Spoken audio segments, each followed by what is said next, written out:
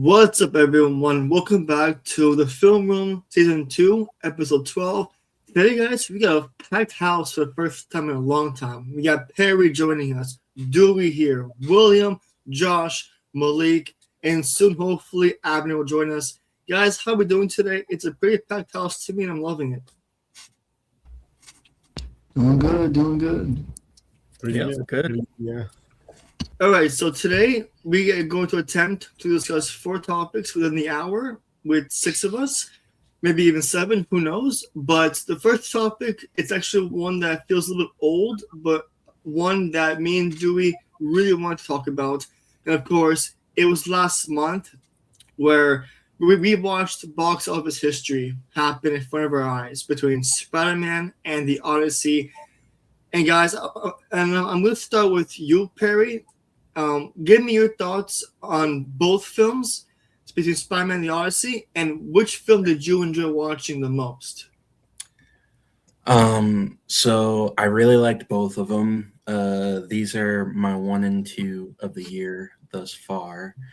With The Odyssey, I really liked the direction that Nolan approached this with. It's such a grand scale of a story. He used all these practical effects.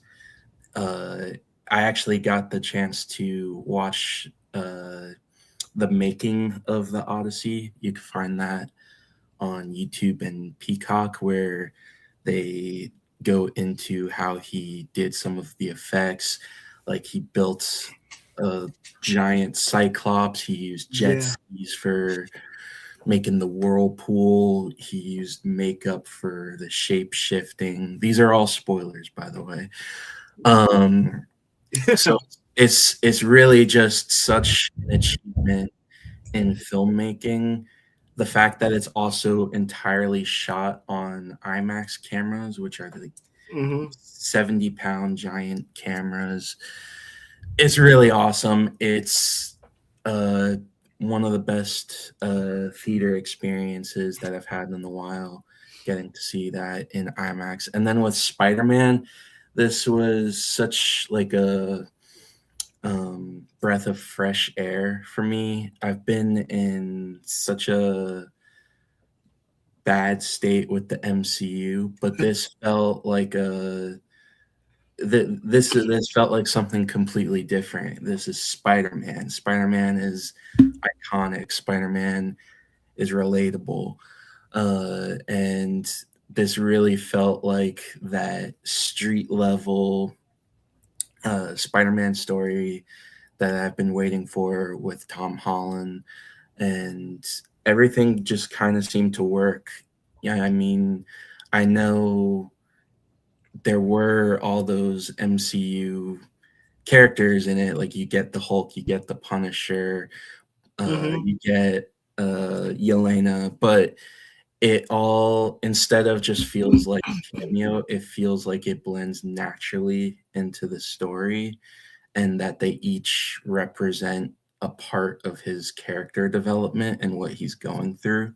So I really appreciated that with this film. It honestly really surprises me that this Spider-Man film is doing way better and is like more popular than with like No Way Home, when you have that hype with the returning Spider-Man and all the villains. So it's really just a breath of fresh air. I really enjoyed both of them. I have to give the edge to The Odyssey just because of the sheer magnitude of the filmmaking, the approach to the story. Everyone's performance was great. And I just know that Tom Holland and Zendaya are making a lot of money off just these two movies. So it's pretty crazy. It's a great summer, and I'm looking forward to the rest of the movies coming up this year. Dewey, how about you? Which film was the better one to you, and why? Which film's a better one? I'm going to go with Spider-Man being the better film. Now, before I get into that, The Odyssey, I love The Odyssey. I love that Christopher Nolan body the storyline, even though bits and pieces weren't added, but I mean, it's a 3 hour movie. Yeah. Like, if they were added, we'll be looking at 5, 6 hours. But I think he bodied that movie very much, just piggybacking off of what Perry said about the movie. Um, there was no complaints. Everything was it was a 3 hour movie, and I'm sitting on the edge of my seat for 3 hours. Like that's really that I haven't got that in a long time, basically.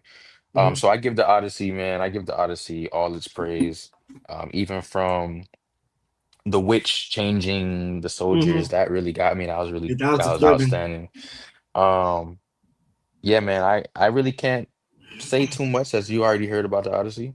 Uh, like I said, Nolan bodied it, and then I told everybody he would, and can't wait to see what he does more. I hope he does more with Greek mythology because Mhm. the last really good Greek mythology movie we got was probably like 300 in a Mhm. sense, and even that was kind of it was an outstanding movie, still one of my favorites to this day, but it could have been a lot better. So yeah, we'll see how far we go with this Greek mythology stuff. Now, moving on to Spider-Man. Spider-Man, reason why I give Spider-Man a slight edge over the Odyssey is because the character relationship um that was really important, especially the route that Spider-Man's taking, us leading into Doomsday and then going into the Mutant Saga and also Secret Wars. It really evolved boy Spider-Man into man Spider-Man, right? Adulthood, basically. Um, the other Spider-Mans, other Tom Holland Spider-Mans were all cool, but they were basically him growing up. And the one that really I didn't care for was Far From Home because, in the setting we're in London and it's all types Yeah. of confusion in that movie. But this is the best one yet for Tom Holland. I love how they introduced Man Spider in a way that, Yeah, similar. it's more normalized than Mhm. the cartoon. The cartoon, he had like four arms and things of that nature. But I like how they bodied that uh subject of the film. The Jean Grey it was a really good intro. I believe it wasn't the greatest, but it was a really good intro. I love um how they introduce her sister as well, and that's a big portion of her story. Um Now, what else can I say about Spider-Man? Um, Do it briefly though. I'm sorry. Do it briefly though, for the sake of time, Shoot. if you can. It's a lot. You already know, everybody knows I'm a big Marvel guy, and everybody knows that I read the comics, and I've been reading the comics since I was like 7 years old. So, Mhm. um, there's a lot I can say about Spider-Man. We can even put that in one segment, but at the end of the day, it really got me. I was just jaw clenching the entire last 30 minutes of the movie. So Mhm. when that happens, that means the film actually really had got me. And I mean, I've saw it already twice. I wanted to see it more, but I'm just trying to give it a little break. But that's my little brief thing about that. Malik, how about you? Which film again was the better film and why? I'll be honest with you. I enjoyed both movies. Saw both movies at least 3 times. Um, The Odyssey 3 times? the Odyssey 3 times, as well as Props to you. Spider-Man. God damn. I mean, It's a first shift. is a very famous saying. Don't really know how it goes. So the saying goes. So I might butcher it. Forgive me. It's like the first time you watch a movie, it's great. Sometimes maybe for the nostalgia. Second Mhm. time, maybe the third time you watch it is when you actually like really get the nitty gritty of the movie. You know. Yeah. So, which is why I do want to say, I will personally, I love the Odyssey a lot better than I do Spider Man. If I'm being quite honest with you, Use even the though words a lot better, which is crazy. a lot better, even though Spider Man was a great movie, I'm not gonna lie, Spider Man was a great movie. I did hear a lot of people saying that it was the best Spider Man movie ever made. Me too. Spider-Man 2 is still up there for me, so I would have to rewatch that movie before I even make that kind of claim. I don't want to like LARP and be like, oh, it's the best Spider-Man movie out there. However, I will say Sony has been very consistent with Spider-Man. they have been very consistent with Spider-Man, and this movie was amazing. And I do remember seeing a video of Tom Holland talking about how they were originally gonna like introduce the Man Spider. Yeah, but they didn't want to. I'm personally glad they didn't do that. I'm personally glad. It was safe for the kids. Yeah, that too. But I just didn't see what they would be doing with that route, like moving forward. I mean, I remember them showing a little scene of something like that with those webs around the room, but that's all we got, really. Yeah, I do remember. Yeah, it was however, the Odyssey, majority of us, if not all of us in this room, have read the book like in high school or done some the poem, with it. So the Odyssey, and I do this movie really make me love Christopher Nolan's work a lot more because like I've recently started watching like a lot of movies. I saw Interstellar this year, which was a great movie, by the way. If you haven't watched it, I still didn't watch it, but that's still on my list. Amazing movie. But however, the Odyssey, especially it being a 3-hour movie and me not falling asleep that third time of watching it, because of how long it is, it doesn't feel like it's 3 hours when you're actually watching a movie. I don't know if that makes sense. To me, it did. And I saw it twice. Yeah, it was. But when it comes to the Odyssey, it was, aside from just like a quick. Does anybody know who Christian Pulisic is? The soccer player. Yes. I don't know if I'm tripping, but like, did you see him in the movie? Like towards like the end when they were walking in that, when they were calling for all of the suitors. Yeah. Okay, I just wanted to make sure I wasn't tripping because I was like, that looks a lot like him, but I wasn't too sure. That was like a side note, but I would put point is I would put the Odyssey over Spider-Man, even though they were both amazing movies. It's just that. All right, Josh. Much it, yeah, it was just that good. All right, Josh. So again, your turn now. Which film was the better one and why? I think a couple episodes I made a prediction that I'll probably see the Odyssey just once in theaters and I'll see Spider-Man multiple times. And that prediction came true. I saw Spider-Man 3 times, saw the Odyssey just once. With that said, I think they're both very good. I have also heard the same thing that people were saying best Spider-Man movie ever. I'm going to go ahead and disagree with that. I don't think it's the best Spider-Man movie. And ultimately, I'm actually going to give the edge to the Odyssey. And for this reason only, because I think the third act of that movie is 10 out of 10. Fantastic. So I will give it to the Odyssey, even though they're both kind of just different in their own way, and they're both still very good. Fair. And just to be clear, I, for some reason, saw it 5 times, Spider-Man, and the Odyssey twice. And that tells you right there. And I almost beat Abner's record for as MJ movie. He saw it 6 times. I saw Spider-Man 5. But that tells you a lot. If you see a movie more than one time, that means it's either very good or you're going to see with friends who have not seen it before. And I've been called crazy for seeing a movie more than once. But you have to. But it's just that movie theater going experience that gets you going more than once. Michael Jackson. This guy saw it 6 times. I don't know how Abner did it. I saw it just twice and I was done. Saw it 6 times, bro. Yeah, you're crazy. All right, William. Movie of the year, man. That's debatable. William, your turn. Which movie was better? Well, I guess you want to see for Spider-Man, right? Yeah. But I will say, like, my only complaint with the Spider-Man movie was it feels like they're trying to set up future projects. I know. Yes, that is what they're trying to do. But I feel like they could have just done it in a different way. I feel like in the previous Spider-Man movie, they set up some things that I wanted to see more of, like Ned's powers, Ned being, having magic. And we just didn't get, I know we didn't get to see that because they don't have any memories. I get that. I was just having a conversation with a friend earlier today before I hopped on the podcast about this. And it really feels like when they were making the Spider-Man movie, they probably sat in the room trying to figure this out. And it's not an easy problem to solve because part of me felt a little disappointed with some of like the X-Men aspects of the movie. I didn't really care for the characters that they were introducing that much. And that's not saying that it was bad acting or like bad writing, but for some reason I just wasn't hyped to see Jean Grey and her storyline that much.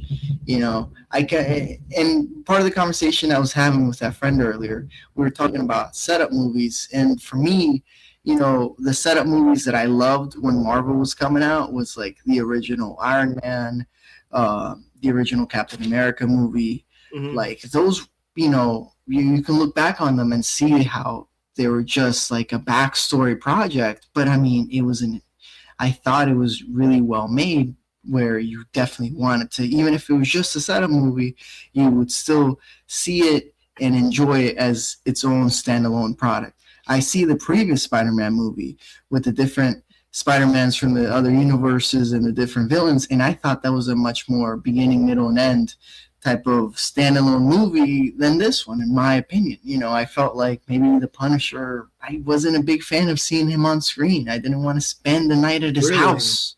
I mind you, I thought I love. See, this is why I'm so conflicted about this, because on the one hand, I absolutely love how this is a big world where any character that's in it can just show up. I remember in one of the previous Spider-Man movies, what was the name of that lawyer guy that's blind? He just shows up and he's like, Matt Murdock. yeah, he just shows up, and I love it when they show characters like that, because it makes the universe feel huge, and I love stuff like that. But at the same time, maybe this is the one case where I don't love that, because at every point I would see Frank and I'd be like, what is he doing here? Like, sir, go home. Like, this is a fight that you can help out in. Like, think about it. He was messing around with Hulk. At the end, spoiler alert, he shot Spider-Man. Like, at every step and turn, Frank was just a hassle, even if he meant good. And I'm sitting here like, why am I being frustrated when I want to see the different story beats, different things that I saw in the trailer. I wanted to see what was going to happen with MJ. I wanted to see what was going to happen with Ned, and it just felt like they teased me throughout the movie. And then at the very end, you see Spider-Man and Ned, do that handshake, and suddenly he remembers. And I'm like, oh, that was the one spoiler I had heard about this movie. I went in there excited for that. And then I was like, oh, it's at the end. And then the movie ended. I was like, you know what? I'm excited for what the future brings, but I wish it could have been a little better. But, I know it can't be easy making these multi-million-dollar movies. I could sit here and complain about the small little details, but I mean, I can't, it wasn't terrible. I just wish it was a little better. But I had a good time, I have a question. Did William already go real quick? Because I want to ask like a question, but it's not William. I meant yes, sir. No, he was next actually. Oh yeah. I'll ask after. All right, so Abner, very briefly for the sake of time, which film to you was better, and why? Well, I think better is subjective. Yeah, that's true. In terms of quality, which film had the most quality in terms of writing, directing, visuals, I'm gonna go with The Odyssey. However, I will say that Spider-Man is way more rewatchable, like rewatchable. Yeah. Because obviously it's Spider-Man, it's an action movie, you're having fun, and obviously we're already familiar with the character. I will agree with William on the take of, I feel like I wanted more of MJ and like that whole story, and they kind of deviated from that halfway through the movie to make it about Jean Grey. And I mean, I get why they're doing it. It's like I said, they're trying to set up for future projects. But at the end of the day, nothing gets resolved. Like, the whole point of the movie going into it was, oh my God, nobody knows him. How's he going to get back with MJ? And then at the end of the day, he's still not back with MJ. We don't know if he knows MJ. I mean, if MJ recognizes him or not. We don't know any of it. But that's not even my biggest pet peeve with that movie. My biggest pet peeve with it is that it's straight up a copy of Thunderbolts. If you watch the Thunderbolts earlier, I think it came out this year or last year. It's literally a straight copy of the beats of Thunderbolts. Like, for example, we have our lonely hero who thinks they can do everything alone. That's Jelena. Then the hero has to battle against a superhero who has gone rogue, a villain who has gone rogue, but it's just lashing out because they have an emotional reason or whatever. It's their past or their family history or whatever. the hero has the same superpower, which is being able to penetrate people's minds and stuff like that. I know there's Yeah. different technicalities, but it's kind of similar. And then they can see their past history. And then obviously at the end, the hero has to find themselves, the good in themselves and others. And the visuals were also the kind of dark, which is literally Thunderbolts. So the first time I saw it, it felt kind of because I was like, I could see the whole story. I could predict the whole story because I had just seen Thunderbolts. The second time, obviously, it was a little bit more fun. But when it comes to the Odyssey, like I was on edge the whole time. Like I think Nolan does a great way of building the suspense in the movie. The visuals look amazing, especially on IMAX. And obviously, he's a great director. And I can't believe you haven't seen Interstellar yet. Me too. Believe me, me too. It's been on my list for like decades. It feels like. Yeah, you have to see that. But yeah, I'm gonna go with the Odyssey. All right, bet.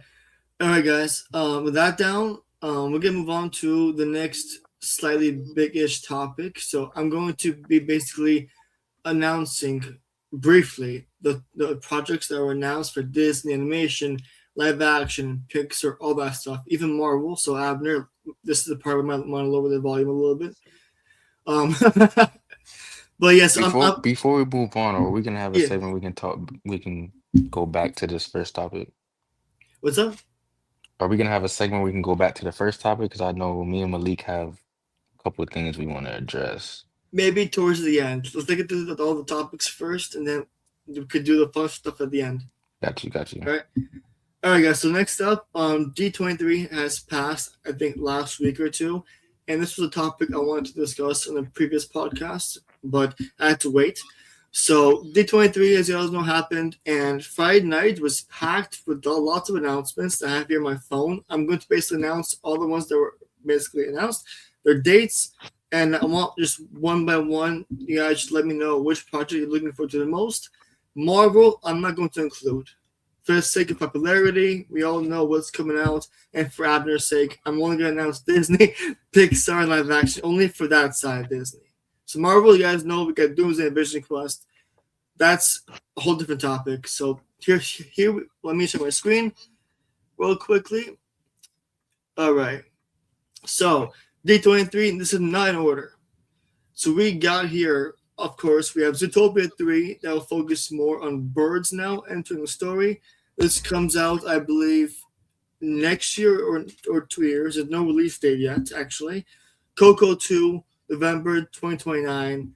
Clay, which is another Pixar original movie starring Karen Culkin, coming in November of 2028. The Incredibles 3, June 16th, 2028. Lilo and Stitch 2, live action. X-Men, of course, we know about that. Live action Tangled. Pixar's first ever horror movie, Ghost Market. Frozen 3, Bluey. Star Wars Starfighter with Ryan Gosling, May 28. It says here 2027, but I think it's 2028. We have Gato, Ice Age, I think it's 6 or 7 or 8 by now. Oswald, Hexed, and of course you have the Marvel projects. So if you guys remember the projects that were announced, if you guys remember any of those titles, we'll start with you, Perry. Which one to you are you looking forward to the most? Of course, I failed to mention, I'm sorry, Anne Hathaway was the first one to announce on stage The Princess Diaries 3. There we go. All right, go ahead, Perry.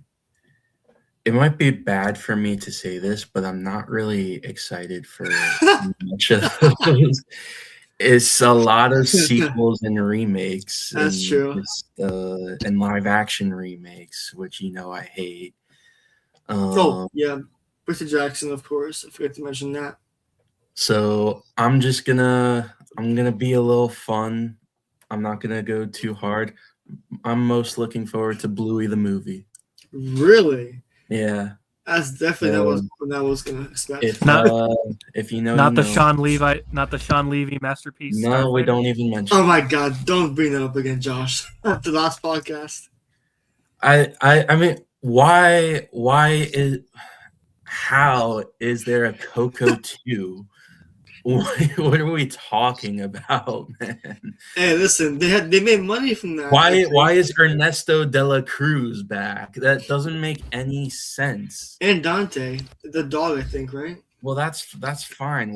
But Coco's dead. Like, what's Well, Honestly, wait, why is there a Camp Rock 3? You low-key just passed it. I know. Oh yeah, I forgot about that. That one already came out. That one already came out, actually. Yeah, this came out already. I saw it with my sister, and I'm not gonna. And this is not me being biased, but this was better than I was originally expecting it to be. Camp Rock 3. I'm not gonna lie. The music was fun, but I still don't see a reason for a third film for Camp Rock unless it was the original cast all coming back. it's creative bankruptcy. That's all I can really say. All right, but Perry, but you said Bluey though. Bluey the movie. Fair enough. Dewey, your turn.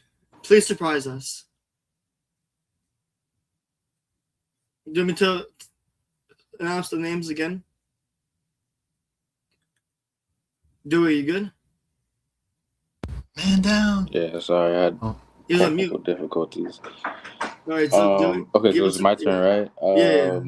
To be honest, the only out of that, I'm not. When it comes to Star Wars, I'm a huge Star Wars fan.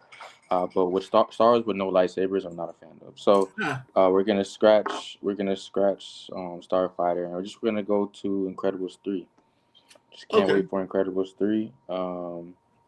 I want to see if are they continuing the story probably months after Incredibles 2, or are they continuing the story of Dash and Violet being a lot older?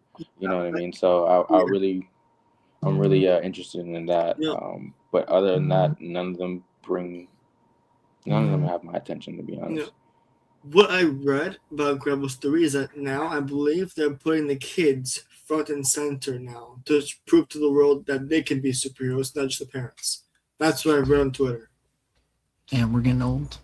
Yeah, we are getting old, man. I'm almost 30, bro. Don't say that. All right, who's next? We got here William. Go for it. Which project are you looking forward to the most? See, I'm a bad person to go after because I'm super excited. Come on, The Incredibles.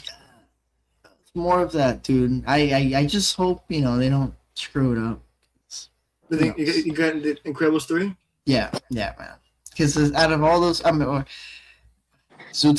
am I supposed to get excited for? Ice Age 15, dude? Like, I would. That's challenging. I wanted to see the clips on YouTube, but I'm not sure I'd sit at the movie theater for it. But that's definitely a streaming movie. Yeah, at least that.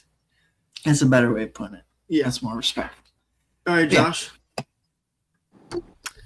Yeah, for me, this is like, what's the best looking turd in the toilet? Oh my god!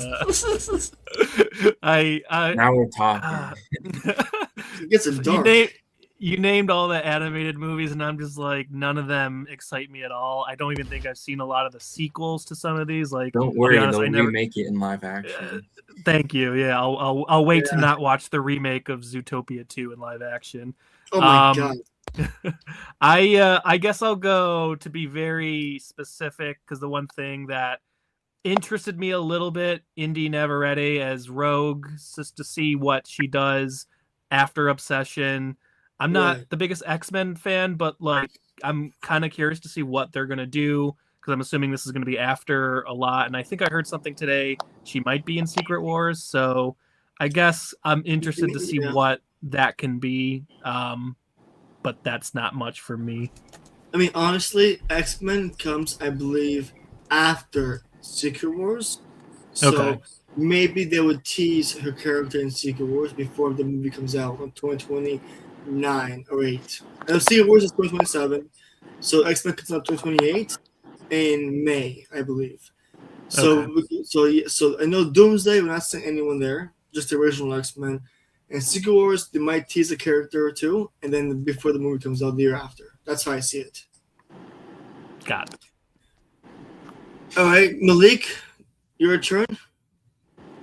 Me personally, I truly believe they should just scrap everything and then just do it. No, that's not an answer. I mean, besides Marvel, because it's like, all due respect, those can't be the like, for you to just not want to create new stories. You know what I mean? I mean, they have they have 2 original movies and 3 original films coming out with Hex, Gato, and Clay.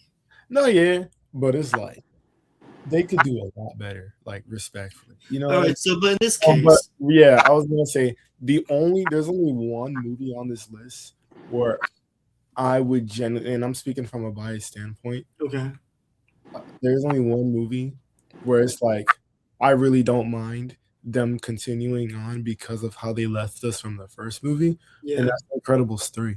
The reason why is because I'm genuinely curious to see how, like, I want them to do it if they do it, how they would do Jack as like a teenager, or Dash and like Violet as a you know, I truly feel like that's I don't think the kids are going to be aging up because the new poster we got like last year or this year we got a new banner for the promo D23.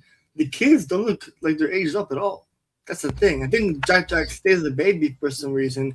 Violet is still a teenager. The parents are still the same looking parents. I don't think they're aging up at all. That's the only problem. That doesn't sound too good. And I'm just saying, I mean, like normally as sequels go, even the animated characters look like they're aging up. Right? But that would be cool. This case, it's not that. It's not like that at all. Which I'm trying to question why, because it makes sense. Let them cook. I hope they make something good. If we get something rotten, oh man. All right.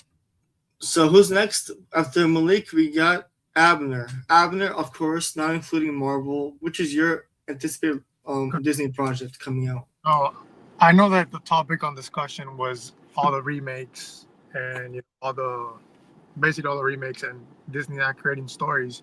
Yeah. But if you put yourself in the point of view of Disney, if you look up at the top 10 movies this year, there's only, for example, I'll put Spider-Man, The Odyssey, Toy Story 5, Michael, Super Mario, Devil Wears Prada 2, Project Hail Mary, Pegasus 3, Minions and Monsters, and Obsession.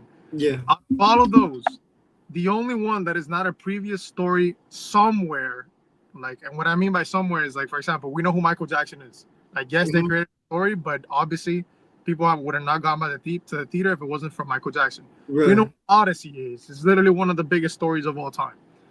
The only one is Pegasus 3, Project Hail Mary, and Obsession. Those are the only ones. Project Hail Mary is a book. Remake, and even Project Hail Mary is a book, exactly.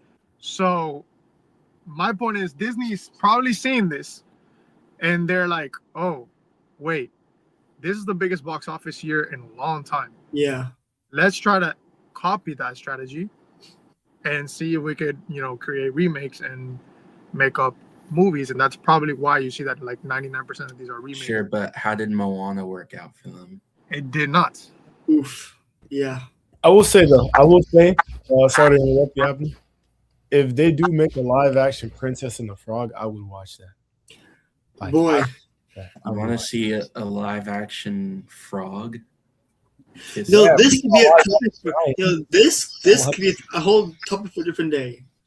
Which animated live action. This could be a whole different topic. They're seeing like that Toy Story 5 worked out for them and like a few ones, so they probably want to go with that route. But for me, the one that I'm actually looking forward to is Tangled.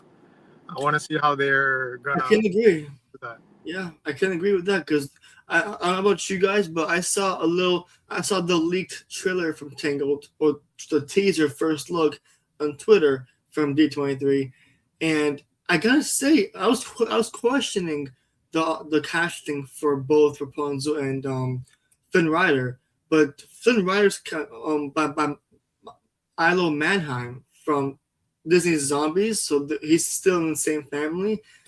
He looks like Flynn Rider, like really, like I don't know how they do it, but he looks just like Flynn Rider. The casting for Rapunzel is the same actress who played Raven in the Titans CW show. So seeing her with this range is new to me. And Catherine Hahn as the mother Gothel is almost picture perfect casting. Yes, in my opinion. I agree, and that's why it's my favorite. The one we took as the casting of the movie. And they're filming in Spain for real, so this makes it more interesting to watch. Yeah, So I got to agree with you and go Tangled myself as well. And at first I was gonna say, of course, a Marvel project like X-Men, but seeing this being announced before that, this got my attention. It comes out also in March 31st, my birth month in 2 years. Yeah, so I'm looking forward to that one a lot. But guys, with this topic down, any last thoughts or any last change of choices for you guys on Disney's upcoming future projects? All right, so with that down, we're going to a topic that I know less knowledge of, but hopefully you guys know more of than me. We're going more now to God of War.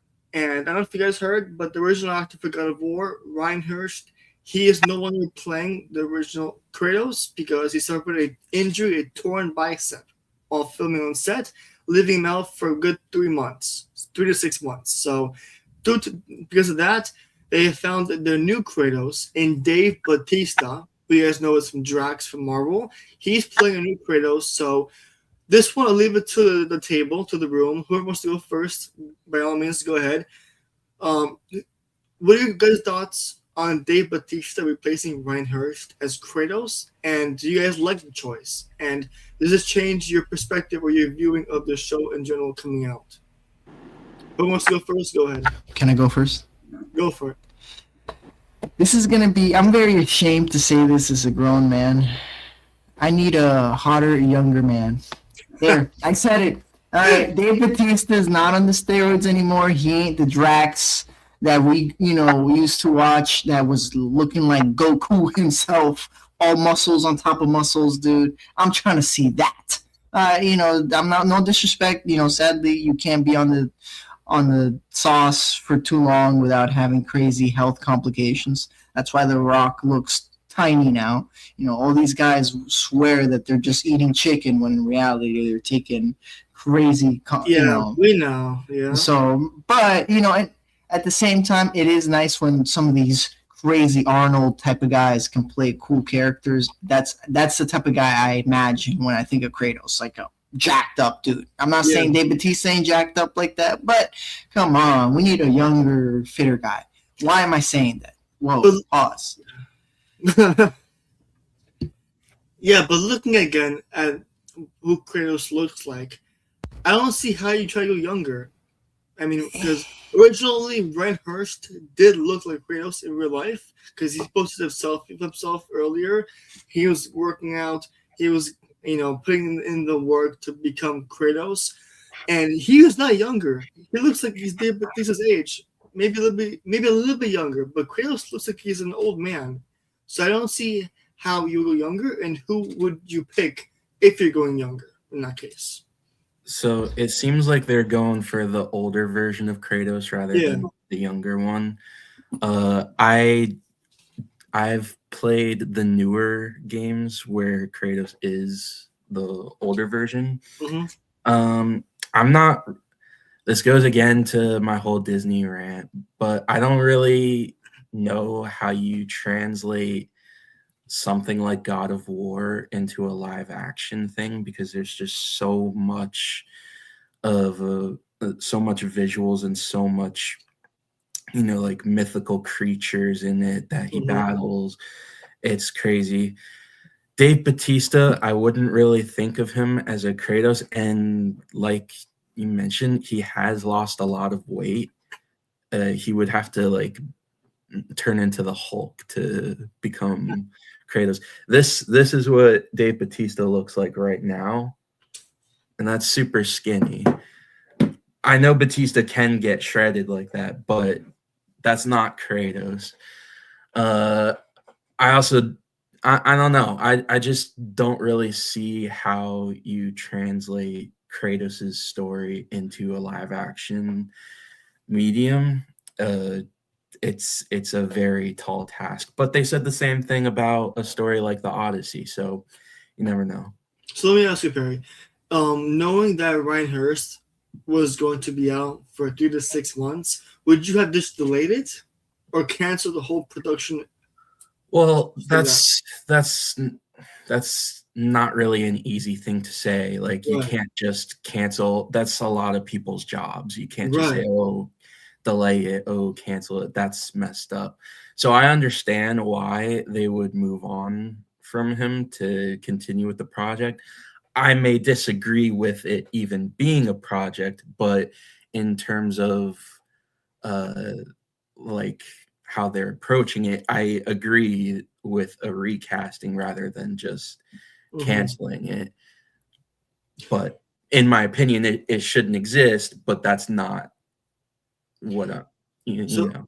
let me ask you: if not Dave Bautista and not Ryan Hurst in this case, who would you pick if you know anyone to replace? I honestly have no idea. Not- I don't even know if Dave Bautista has the right voice for Kratos. Listen, I mean, he's an actor. I mean, you could get like the actual voice of Kratos, Christopher Judge, to do it. I'm sure he would want to be involved somehow.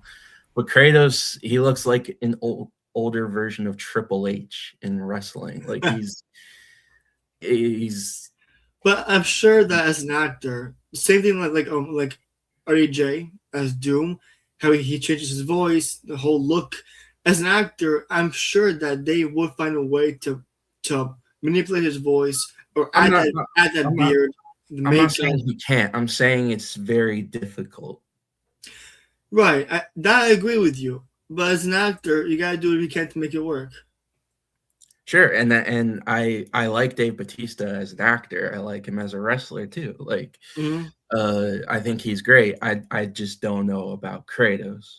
I got you. Do we or anyone else have any thoughts on this casting? Who wants to go first? Me or You could go first. all right? I'm gonna just keep it real simple. Dave Batista, outstanding pick.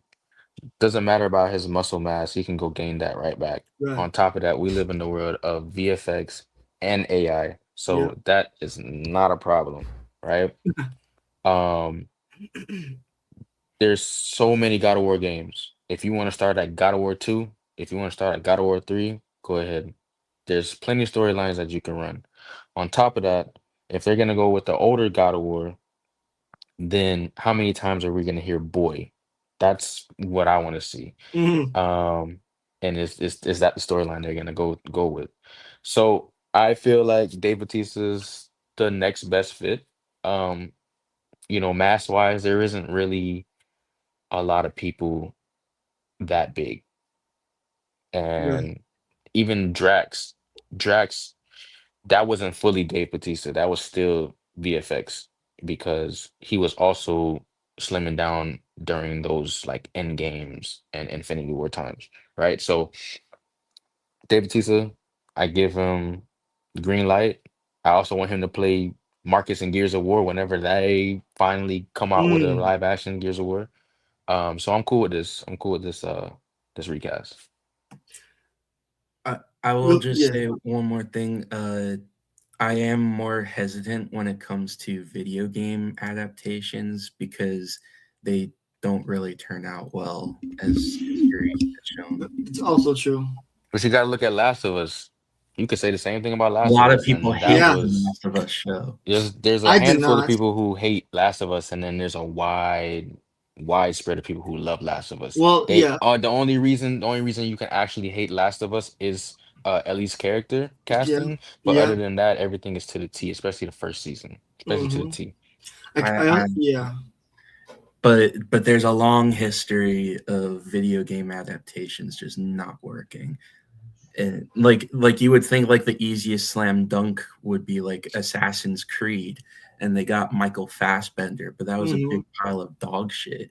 So it doesn't always Subjective. work out. Subjective. Yeah, I was gonna say, like I would 100% agree with Dewey on this one.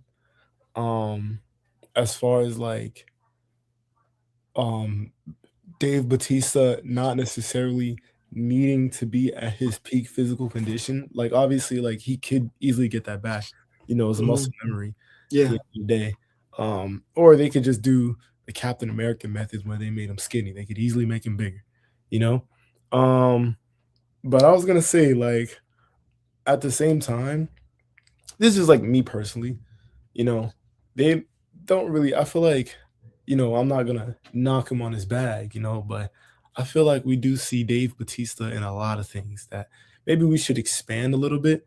Like, you don't even gotta like get like fully experienced, like as far as like actors go. Like, anyone from I'd say probably like the WWE world, probably like somebody like Randy Orton, because like I feel like maybe him with a beard could probably look a little like Thanos, not Thanos, Kratos.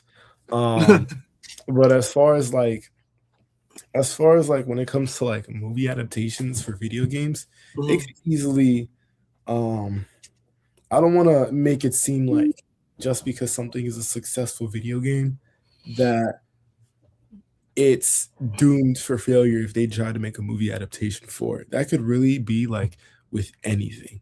Like, Right.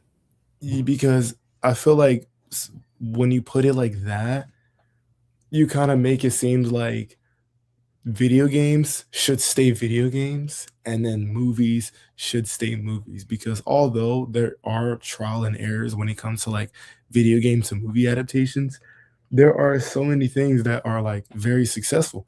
Now, don't get me wrong, there are a lot of times where writers seems like they don't know what they're doing, and maybe they even try to milk it, but I truly feel like they could pull this off, because if you look at something like, for example, I don't necessarily know if it is like a video game as far as like The Witcher. Um, The Witcher was like extremely successful and it was a very good show, you know? And they could easily do something like when it comes to like even Greek mythology. Um, like it really just depends on who's directing it and who's writing it. And obviously, like a lot of it comes to like the performances as far as like the actors go. But I feel like as long as like the actors and the producers, the writers collectively have like a passion for like wanting to do like more research. For example, let's say Christopher Nolan would have directed God of War. This would easily become blockbuster of the year. Yeah. You know what I mean? Like if Christopher Nolan would have directed, like he would do such a great job. So it really depends on like who, like for example, if it was like Taika Waititi, the guy that created Thor: Love and Thunder, me personally, I have faith in that. You know what I mean? So it's like it depends on who's behind it, And I would not want Taika Waititi anywhere near this kind of series. Exactly. Yeah. That's Love and Thunder. No. Everybody ahead on that movie. I actually love that movie. So, I mean, that it was cool. It was cool, but like if you would put him in charge of God of War, like I don't know.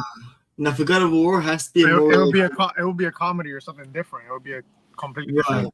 I feel like Sean Levy in charge. I wouldn't mind that. Perry, I'm not sure what your hate is with Sean Levy, but I'd be down with him directing almost anything. I love him as a director, but different topic for a different day.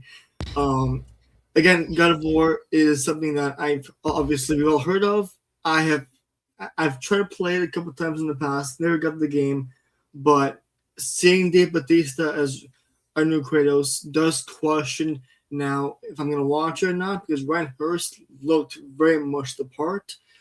But I'm still, nevertheless, I'm always into shows with themes like this kind of genre. I watched Last of Us, and I'm watching now Lanterns on HBO Max. So films and shows with this genre, I'm all in for. I just hope the actor does the character justice, especially in this case as the recast.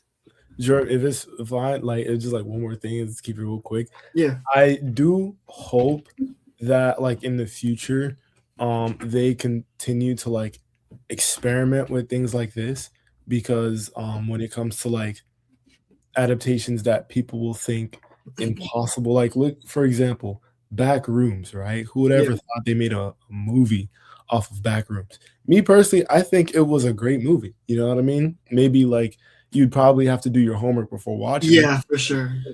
But it was still a great movie, That movie was I truly feel like some of the best movies out there started with just experimenting. You know what I mean? Because if we play it safe, like trial and error. it was Christopher Nolan probably wouldn't be Christopher Nolan if it wasn't for like taking that kind of risk. You know what I mean? Mhm. And we've seen also just now it was announced that Curry Barker's film Obsession has just passed $500 million. In that level budget, like that's massive news to hear. That's great news. And now everyone in that movie, they're getting bigger projects. As we all know, Eddie Neveretti, Cooper Tomlinson, Megan, and the director himself, he's talking with Blumhouse, Universal for other movies for him to direct. So movies like that is what I think we need more of, rather than sequels, remakes, all that stuff. I think seeing how this movie is done, the theater is hungry for original films like this, like Backrooms, like you said, like other, hopefully, future ones to come. But Abner, anyone else has thoughts on this casting before we move forward? No, man. I mean, I barely know about the game. I know briefly, That's fair. and I don't want to comment on something that I don't have knowledge of. So. That's fair. Anyone else? Any more comments on the Kratos? Dude, I thought about something. You guys, the voice that does Thanos, the actor, Josh Brolin. dude, he would be, just make him bald with a beard. He would be the perfect freaking God of War, man. I'm saying, think about it for a second. He's very tough, he's very rugged. You saw him in No Country for Old Men. You saw how serious he was, Dude, you see the voice that he can do with Thanos? He just has to, like, change it up a little bit, dude. I'm not gonna lie. I feel like with a little bit of makeup, it could probably work, but I don't know. Like, just let Thanos. Josh Brolin, bald, I just can't picture. But one casting that I'm just curious to see how it's gonna look. I'm gonna look at this AI software and see The Rock as Kratos. I'm just curious. Bro, The Rock touches things and they die, bro. He touched Moana, bad. He touched that superhero. I forgot the name. Black Adam. Yes, bro, it died, bro. No more Rock, bro. I'm sorry. I feel bad. I'm not a Rock hater. So go back to wrestling. No, I guess. I don't want to smell what The Rock is cooking anymore. No, I mean, listen. There's gonna be some film, a great film out there, where if you picture The Rock, can no one name one good film The Rock was in? Pain and Gain. Fast and the Furious. I love The Rock. There you go. Fast and the Furious. Yeah. There you go. So The game plan was really good. The animated Moana. And the Tooth Fairy, I like that one. Tooth Fairy, that was a weird movie, man. Tooth Fairy is such a golden movie. I like Tooth Fairy. That was a weird movie. Guys. And I'm the same age as what's the girl who played the daughter? Something Pettis? The girl's Madison. name. Yes. I'm the same age as her. I found out when I first saw the film. So that's a little cool little tidbit. You got to check. Nah, I don't, believe me. Yeah, he's pretty good in Jumanji too. Yeah, I mean, this guy, he has 4 different films that he's in. I saw a picture on Twitter, a collage of 4 pictures of The Rock, of him in the jungle, but all different films. That was hilarious. But anyways, any last comments on the Kratos casting before we move on to the last topic? All right, guys. So that down. Last topic is the fun one, I believe. It's the hashtag Now Watching segment, where we go down the line one by one briefly. You guys give me one film or one show that you're watching now or just watched that you recommend to others. So Perry, we'll start with you. What's that one film or show that you recommend to us to watch? So I have 2 really quick ones. They both just released in theaters. I really enjoyed Tony. Is Matt Johnson's latest film, somewhat biopic on Anthony Bourdain. It's about the summer where he started cooking. I really like Dominic Sessa and Antonio Banderas and the whole cast in it. And it's like a good summer movie. It got me more interested in Anthony Bourdain to where now I'm reading his memoir. So it's pretty cool. And the second one, it has a very bad title, so bear with me. but Teenage Sex and Death at Camp Miasma. You're It's, right. it's Jane Schoenbrun's latest film. I think this is a great follow-up to their previous movie, I Saw the TV Glow. It's about struggling with sexuality and being lost in cinema. It has a lot of great throwbacks to slasher films, to like coming of age stuff and like old Hollywood. I thought they did a fantastic job. It's also visually very great. So yeah, if you get the chance, check both of those out. Do we? Shoot, the only thing that I'm really watching is Lanterns. I Mhm. said this numerous of times that the DC shows will be excellent because they have more baggage to work with, and the DC films are just gonna flop, every last one of them. But like I Yeah. said, the Lanterns is gonna be really good, and from the first episode, Yeah. I'm I kind hope of so. I'm tuned in. Malik, you're mute. You're mute. You're mute. If you guys haven't seen Michael Jackson, you know it's very, I'm playing. Okay, but I do have like two.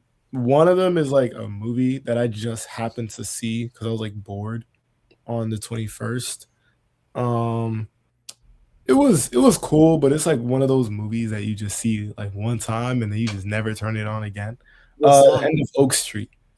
Yeah, Ah, the End of Oak yeah. Street. It was Saw just like once. one of those movies where it's like I'm not mad at the ending, but at the same time, the only way I would watch it again is if like you remember in high school where it's like the teacher would put on a movie that Yeah. genuinely you wouldn't watch at home, but you would enjoy it in the classroom. You know Yeah. what I mean? Like one of those movies. But there is one show that I would genuinely recommend. I actually discovered it. Well, not discover. I found out about it when I was in Colombia last week. It was called The Mentalist. It was such Ooh, a sounds movie. familiar. The movie, good show. It's such a good show. It was really old, probably like 10 years ago it was made or 2014. I don't know. But it is an amazing show. I think they have it on Hulu. But I would recommend watching it. Like I binged 15 episodes in like 2 days. It was great. Sheesh. Yeah. All right, Josh. So Perry, last episode you recommended Nirvana, the band, the show, the movie, and I went ahead and watched it, and it was great. So I will follow up with you on this one and also recommend that, which is on Disney Plus. The only good thing Disney's doing these days. Another shot at them for D23. But also, speaking of Matt Johnson, Perry, I also did watch Tony yesterday. Thought it was fantastic. Highly recommend that as well. And same thing, I myself have found myself interested in more in his life because I wasn't really too familiar with him as well. But I'll give both of those a shout out. William? Well, I guess the most exciting thing I'm gonna watch is The Odyssey finally. Like, About I guess, time. you guys have seen it so many times. Yeah, aside from that, I didn't get to watch the trailers and the movies when I went to watch Spider-Man, so I'm not That's the too best sure part. what's coming out. That's the best part. Yeah, I know, dude. I always hate when people make me late. Like, bro, I like trailers. I want to see what's going on. So, but yeah. But is there right now a current film or show that you're watching or just finished that you recommend to others? Oh, I'm ashamed to say it took me this long. The Marvel What If series. Dude, Yeah, right, Jesus. I'm addicted, dude. I love seeing all the what if scenarios. If there were zombies, if there was this, dude, it's so entertaining. It took you 2 years to watch it. Dude, for real. Three. For the longest, I was like, it can't be that good. And then I'm sitting here like, oh my God, there's zombies. Like, yo. Yeah, no, it's really cool. It's really interesting. Abner, take us home. Yeah, so I don't know if you guys know, but just recently Fast and Furious came back in theaters because it was 25th anniversary. So I went and saw it, and then I realized how much different the Fast and Furious be.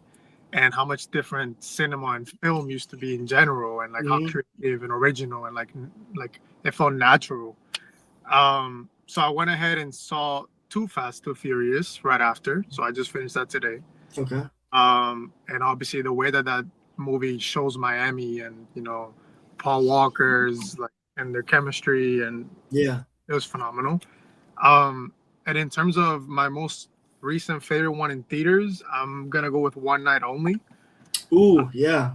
Yeah, I think the concept of the fact that you can only have sex like one night a day if you're not married. Yeah. What? One night a year if you're not married is so It's the absurd. purge. Yeah, it is so absurd that it actually like works in the movie. Mm-hmm. The way that they build the world around it, like you can see the little like newspapers and the signs up on the columns of the streets. Yeah. And their cast was phenomenal. I'm not gonna lie, that movie is probably the first movie recently that I saw only one time, but I wish I saw it more times in theaters because that's a pretty entertaining movie. I'm not gonna lie, I enjoyed that. Same. But yeah, those are my favorites recently.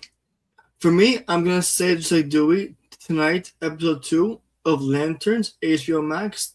I saw some clips that they released at Comic-Con only for the people in the room, and those clips sold me even more on this show. We saw more green, so there's more green coming, don't worry. The action looks awesome, the humor is there, and tonight's episode, I saw a picture of, like, just to look ahead, and this picture is part of a clip that we saw at Comic-Con that I'm really looking forward to watching tonight. 100%, 9 p.m. Eastern, HBO Max. I'm watching also right now on Netflix, Outer Banks. Last season's out. And I love when you can just binge a whole season right through. I love when it's also weekly. But in this case, it's a binge watching. I have 2 left to watch. And I've been watching this show for 5 years.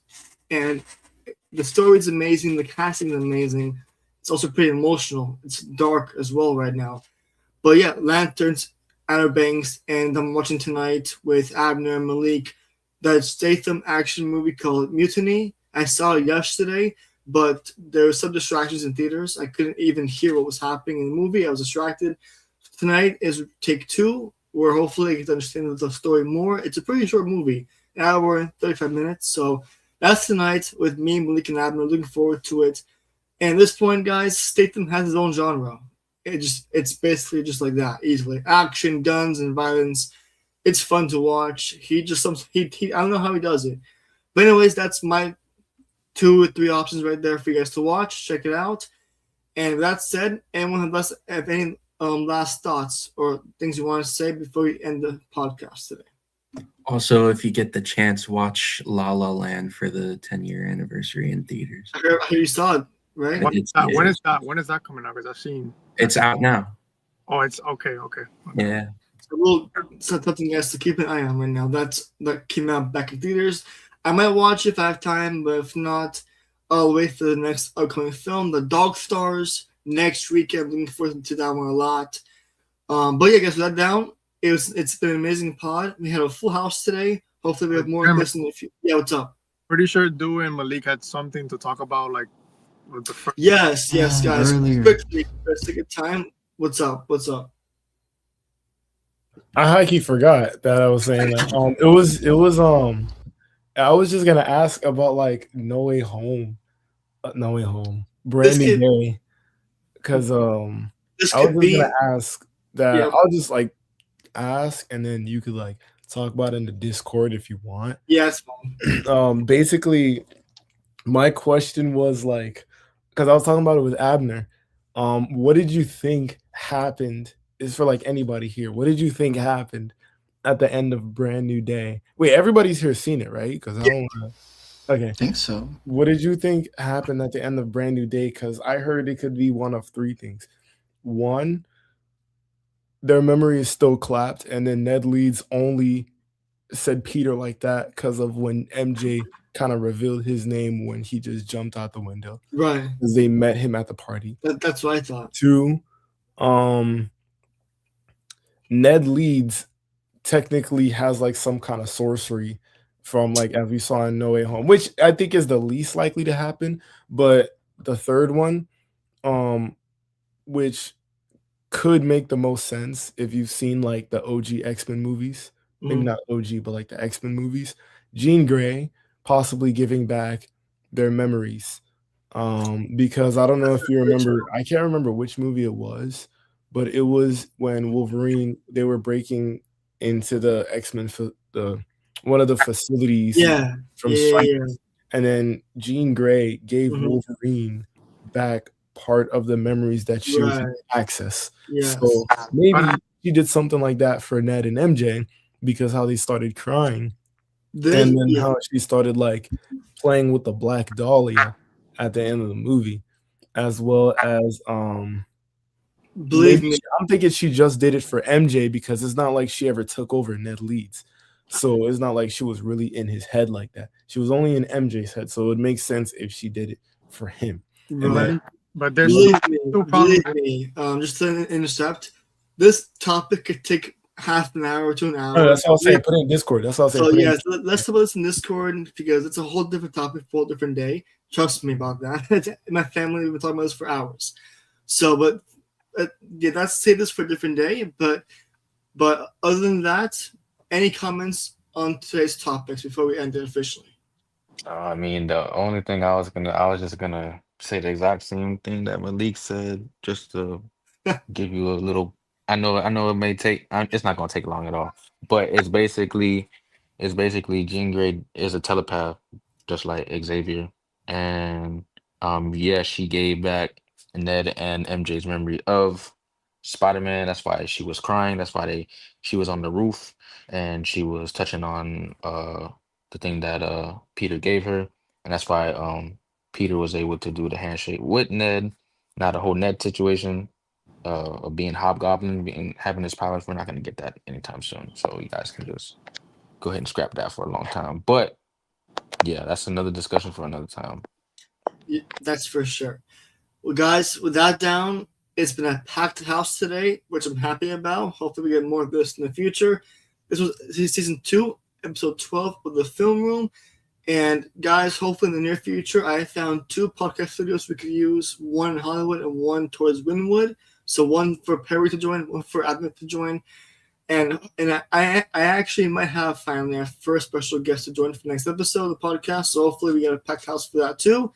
But with that down, this has been, again, episode 12 of the Film Room, guys. Thanks for joining, and stay tuned for more updates to come.